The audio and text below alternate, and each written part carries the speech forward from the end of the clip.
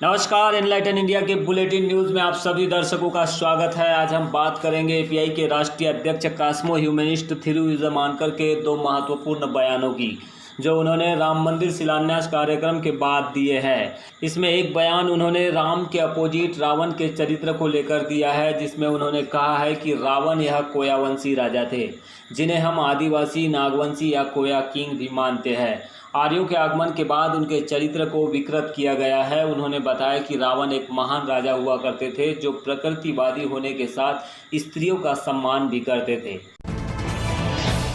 Politics को धर्म से अलग होना चाहिए। सर, ये पूरे रामायण प्रकरण में एक और महत्वपूर्ण पार्ट है रावण का, तो आप रावण को किस तरह से देखते हैं, इस पात्र को? नहीं, ये कोयावंशी राजा थे। रावण जो है वो आदिवासी और ट्राइबल किंग थे। और बेसिकली देखिए, जब हम हिस्ट्री कल्चर को पढ़ते हैं तो ये जो है वो आर्यों का और यहाँ के जो मूल निवासी थे, जिनको हम इंडिजिनियस पीपल कहते हैं, चाहे आप उनको आदिवासी कह लो, नागवंशी कह लो, कोया कह लो, उन लोगों के बीच का ये संघर्ष है बेसिकली हिस्ट्री और कल्चर में, यदि हम पढ़ते हैं तो। और जो है आर्यन आक्रमण जो है वो देश के अंदर में हुआ 3600 साल पहले।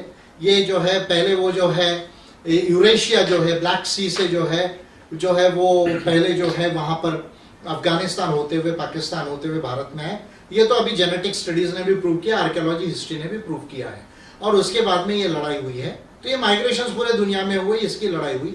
लेकिन जो यहाँ के लोग जो है, जो यहाँ पर जिनको असुर बाद में कहा गया, तो उनको जो है वो कलंकित करने का काम जो है वो कई धर्म ग्रंथों में किया गया है। उस लिहाज से यदि देखें तो मैं रावण को जो है एक अच्छा किंग मानता हूँ। वो प्रकृतिवादी थे, वो स्त्रियों की जो है वो सम्मान करने वाले थे, और वो जनता के लिए जो है वो काम करने वाले थे, और बड़े नॉलेजेबल राजा थे। मैं समझता हूँ कि शंभू शेख, यानी यदि मैं हिस्ट्री में जाऊँ ट्राइबल कल्चर में, तो 86 शंभू शेख हुए आदिवासियों के कल्चर में जो है वो 50,000 साल की जो सभ्यता है उसमें जो है, तो वहां से होते हुए ये परंपरा आई है। तो रावण जो है एक बड़े विद्वान जो है वो राजा थे, प्रकृतिवादी राजा थे, स्त्रियों के सम्मान करने वाले राजा थे। मैं समझता हूँ कि ये कैरेक्टर में वो एक हीरो है और वो हीरो रहेंगे। इसी तरह एपीआई के स्टैंड को लेकर विजयमानकर ने दूसरे बयान में कहा है कि उनकी पार्टी का क्लियर स्टैंड है कि वे संवैधानिक लोकतंत्र धर्मनिरपेक्ष राज्य चाहते हैं।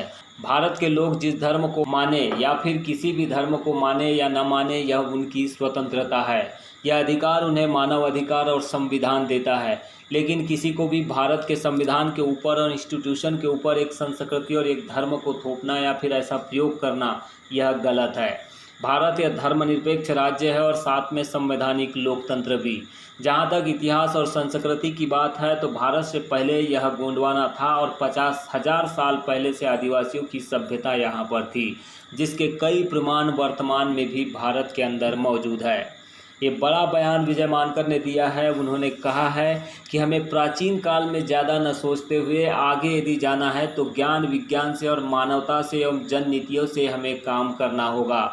इसको लेकर एपीआई बहुत ज़्यादा स्पष्ट है। विजयमानकर ने आगे कहा है कि हम भारत को मोदवेड़ची गोंडवाना बनाना चाहते हैं और विश्व को मोदवेड़ची बनाना चाहते हैं। Make in India great Gondwana यह हमारा क्लियर कॉन्सेप्ट है, जिसमें ऊंच नीच, छोटा बड़ा या भेदभाव जैसी बातें नहीं हो सकेगी। तो विजयमानकर ने ये दो बड़े बयान दिए हैं राम मंदिर शिलान्यास के बाद, जिसको लेकर आज हम आप लोगों के बीच यह रिपोर्ट प्रस्तुत कर रहे हैं। हम लास्ट सवाल ये पूछना चाहते हैं कि इन सारे इशू को लेकर एपीआई का क्या स्टैंड है? नहीं, एपीआई बिल्कुल स्पष्ट है कि हम कॉन्स्टिट्यूशनल डेमोक्रेसी जो है वो चाहते हैं, सेक्युलर स्टेट चाहते हैं। हम जो है भारत को जो है धर्म चाहे लोग माने या चाहे धर्म ना माने, ये उनकी स्वतंत्रता है, जो उनको मानवाधिकार देता है, जो उनको संविधान देता है। पर किसी को भारत के ऊपर, भारत के कॉन्स्टिट्यूशन के ऊपर या इंस्टीट्यूशंस के ऊपर एक संस्कृति और धर्म को थोपना, मैं समझता हूँ कि ये गलत है। India is a secular state and India is a constitutional democracy. We stand for that. Bharat जो है वैसा ही रहेगा। और जहाँ तक हिस्ट्री कल्चर का सवाल है, हमारा क्लियर मानना है कि भारत से पहले गोंडवाना था और 50,000 साल पहले से आदिवासियों की सभ्यता संस्कृति थी। लेकिन हमको प्राचीन में ज्यादा सोचते हुए ना जाते हुए आगे यदि जाना है, तो विज्ञान, ज्ञान विज्ञान से और जो है मानवता से और जो है जननीतियों से जो है ये काम होगा। इसको लेकर जो है हम बहुत स्पष्ट है और हम भारत को मोदवेड़ची गोंडवाना बनाना चाहते, विश्व को मोदवेड़ची विश्व जो है बनाना चाहते हैं। Making India a great Gondwana, ये जो है हमारा क्लियर जो है वो कंसेप्ट है। और इस तरह का भारत हम चाहते हैं जहाँ कोई ऊंचा ना हो, नीचा ना हो, कोई जो है जाति ना हो, वर्ण ना हो, कोई तरह का भेदभाव ना हो, हर मानव जो है वो समान हो और उसके लिए जो है वो डेवलपमेंट हो, प्रॉस्पेरिटी हो। और भारत जो है विज्ञान के आधार पर और ज्ञान के आधार पर और मानवता के आधार पर जो है वो महान बने, मोदवेड़ची जो है वो गोंडवाना बने और ग्रेट जो है वो गोंडवाना बने, मोदवेड़ची इंडिया बने। ये एपीआई का जो है वो क्लियर इसमें जो है वो व्यू है। और प्रधानमंत्री मोदी की जो बातें हैं उससे हम इत्तेफाक नहीं रखते। मोदी जी को जाके तो पढ़ाई ज़्यादा करनी चाहिए, योगी जी को अभी उनको बहुत पढ़ने की ज़रूरत है, योगी और मोदी जी को। भागवत जी को भी जाकर फिर जो है हिस्ट्री कल्चर को रिवाइज कर लेना चाहिए। और जो है उन्होंने जो कुछ कहा और जो पब्लिक मीडिया ने जो इसको प्रोपोगेट किया उससे हम इत्तेफाक नहीं रखते।